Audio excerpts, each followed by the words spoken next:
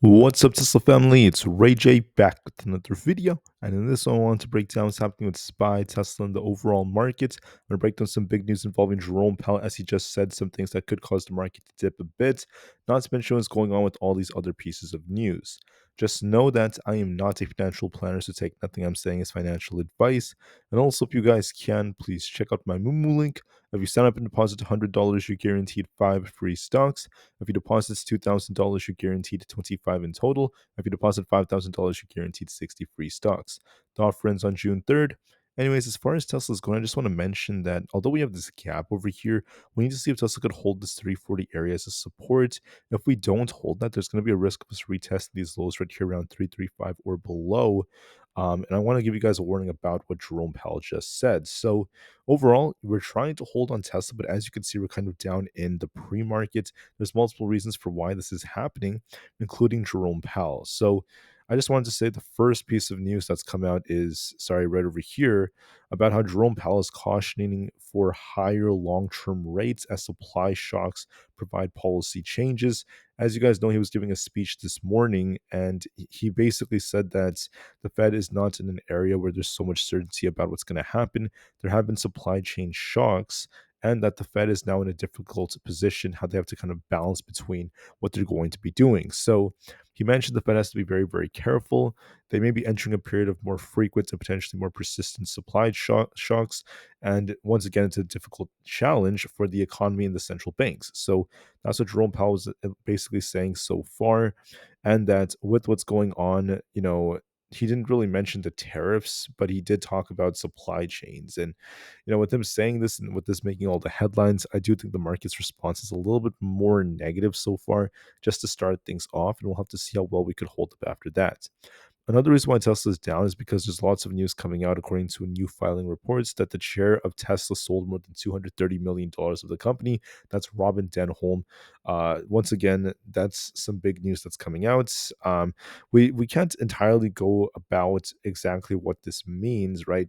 Could she be losing faith in Tesla, or could she just be preparing for her retirement? Will she be stepping down from Tesla? We'll just have to see what happens over the next couple of years. But she's been basically liquidating her shares for a very, very long time. And although she's still holding about 50 to 80 million dollars worth of shares, she's been once again getting rid of the majority of them, selling them for cash, and she could be just getting ready for retirement. We don't know for sure, but any shares selling this much is not the best of news. That's another reason why Tesla's down a bit. The PPI report that came out was decent. PPI month over month was at negative 0.5%. That's below expectations. Core was at negative 0.4%. That's below expectations. And then we also have core year over year at 3.1%. That's aligned with expectations. And then PPI for all items is at 2.4%. That's a little bit below expectations. So most of the PPI data was below expectations, but what's trumping this is Jerome Powell's speech. So that's some very, very big news, at least so far. Besides that, we had more news coming out, at least from what's going on involving our earnings, which I'll talk about in just a second. With President Trump, there's been some talk coming out about how he has said that India has made an effort to drop tariffs on US goods as they are negotiating so far. A deal with India could be very, very big news for the markets, but there's no confirmation yet of this. However, President Trump is giving us some hints about how India is doing a good job of negotiating. They're willing to decrease tariffs on a lot of goods, and so far they're making good progress. But like I said before, we don't have confirmation yet. It's been talked about how the India-US trade deal may be in the cards, but we have to wait and see. On top of this, when it comes to Tim Cook, President Trump claims that he spoke with Tim Cook and that he's not happy with him trying to increase production into India. He wants him to invest more into the US. That's what President Trump said, so keep that in mind. Those are part of what his intentions happen to be with these tariffs. He wants more production in America. Alibaba and Walmart gave us earnings. Alibaba did not do as well. They did come short on earnings, weaker than expected reports. That's why the share price is down. And Walmart did okay. Some things were decent. The revenue was up 2.5%. But they did maintain their full year guidance, which is decent, but they did warn us that prices could go up because of the tariffs still. So that's what happened so far. Anyways, enough about the news. Let's talk about Tesla. So as far as Tesla's going, basically we do have this gap over here. If Tesla could hold above 344, we're looking for an attempt to fill the gap back up to 346. But even if we do push higher, are we about to see a little bit of a pullback here with the market coming down? If we hold above 344, we're looking for a push higher for at least 346. If we lose 340, though, there's going to be a risk of us returning towards these lows over here, towards 337, then 333. So be very, very careful with Tesla as time goes on. Let's see if we could hold 340. If not, we could kind of pop and start dipping, and we could be returning back down to about 337 and 333. So please be very, very careful.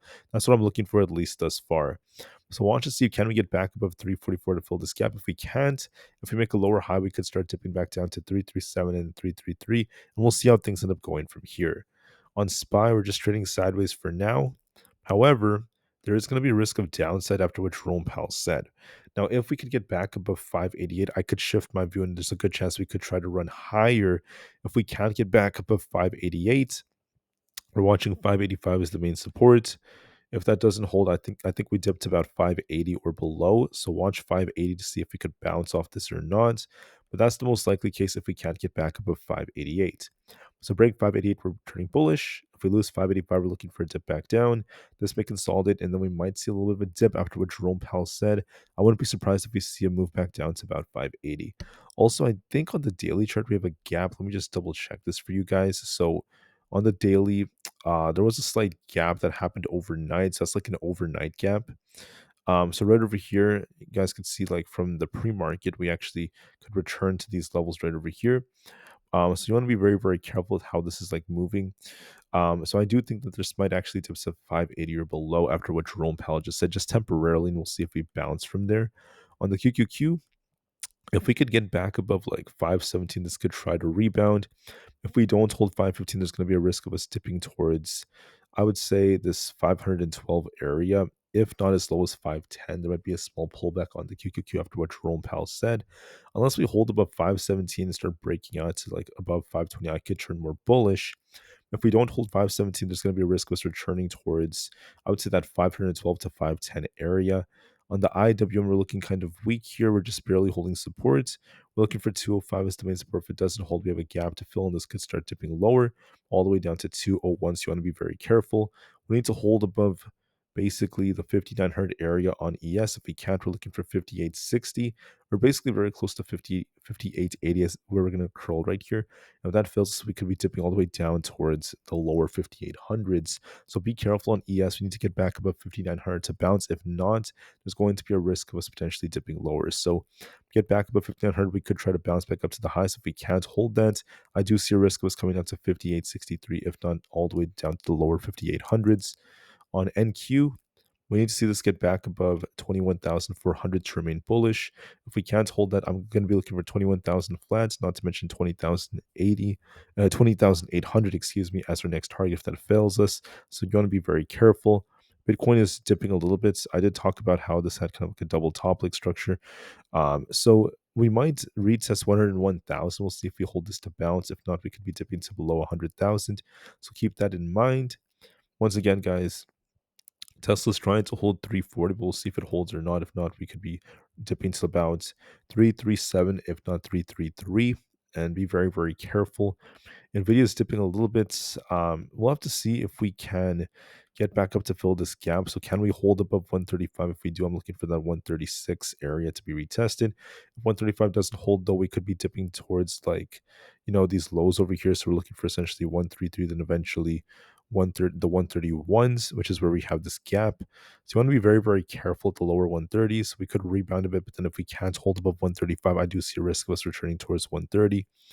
For Apple, if we could get back above 212, we're looking for a bounce. If not, we could be looking for 208 to 205 to be retested, especially after what we heard from the president. For AMD, we need to get back above at least 120. If not, I could be looking for a retest of 113, if not 111. Coinbase, not looking as strong. We did push to about our target of 265 to reject. Needs to get back above 261, or else we're going to be at risk of dipping to 250 all over again. So watch that very closely. If that fails us, we could be dipping more. We have 204 as the main target on Amazon, if not 200. Meta may be dipping to about 637. We'll see if we hold or not. On Microsoft, we could be dipping towards 447 unless we hold above 450. And Google is still resilient. Right now, we need to hold above 168. If not, we could be looking for 163. The VIX is a little bit more elevated. It's kind of flat right now, so we'll just have to see how it goes. So my view of the market is quite simple. There's a little bit of weakness on Tesla. We have to see if we could hold 340. I would like to see us break above 344 to remain bullish. If we can't, watch that 340 support, and this could actually dip lower if that fails us. And I do see a risk of that after what Jerome Powell just said. Jerome Powell is once again talking about how we have to be very cautious right now with supply shocks potentially coming. So please be very, very careful. That could slow the market down to some extent. So watch your levels and do what you have to do, guys. Thank you for listening, and peace out.